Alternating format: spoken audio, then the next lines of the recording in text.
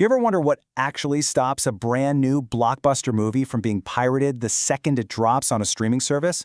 Well, you're about to find out. Today, we're going to pull back the curtain on the invisible fortress that protects all your favorite shows, the security architecture. All right, for those of you who've been following along, welcome back. We're now on part 8 of our deep dive into the House Streaming Services Work Report from Virtualization Options LLC.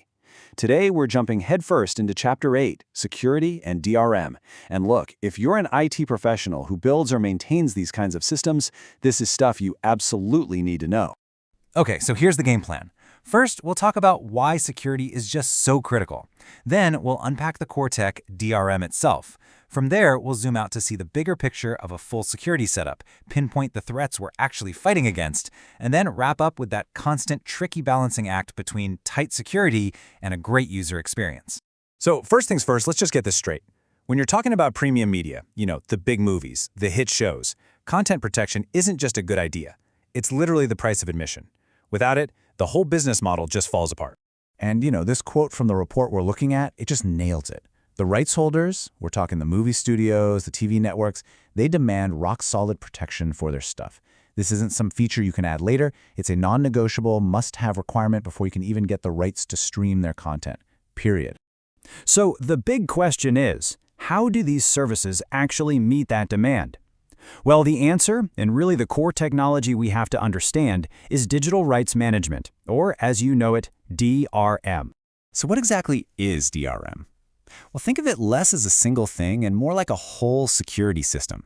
It combines super strong encryption to scramble the video, really strict access control to decide who gets the key to unscramble it, and ongoing monitoring to spot and stop any funny business. You can basically think of it as the digital bouncer for all that premium content.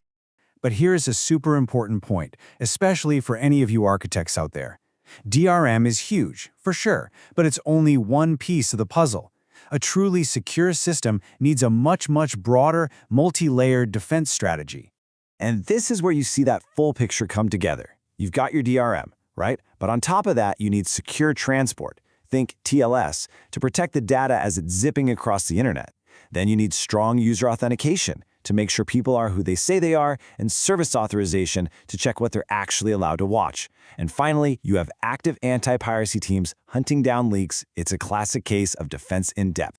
So why all these layers? I mean, why is this so complicated? Well, to get that, we need to look at what we're actually up against. Let's talk about the key threat vectors, the specific attacks that keep security engineers awake at night. You can almost think of these as the 4 horsemen of streaming piracy. First, you've got people trying to snatch the content mid-flight. That's what your secure transport is for. Then there are the direct assaults on the encryption itself. That's DRM's main job. Of course, you have the massive headache of widespread credential sharing, which authentication tries to control. And finally, you're up against sophisticated, organized piracy groups. And that's where those big anti-piracy measures become so crucial. Okay, so this brings us to the core conflict, the real tug of war in this whole space. We can build a digital Fort Knox around our content, but every single lock we add, every new rule we enforce, has the potential to make the experience for the actual user a little bit worse. It's this fundamental tension that really defines the job. In this table, man, it just lays it out perfectly. You want robust encryption? Well, that requires a complex security handshake before the video can even start, which can add lag. You want to enforce strict device rules to stop piracy? You might tick off a user who just wants to watch on their perfectly good but maybe less common device. Every single security choice has a ripple effect on the end user, and finding that sweet spot, well, that's the real art of building a service that people love. And hey, just as a reminder, all of this fantastic deep dive info comes straight from that comprehensive report by Virtualization Options LLC. They've put together a truly incredible resource for anyone working in this field. And that really brings us to the big takeaway here. The threats, they're not standing still. They're always evolving.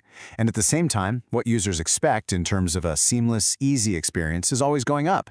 So the question I really want to leave you with is this: where do you find that perfect balance? How do we build systems that are both a fortress and an open door?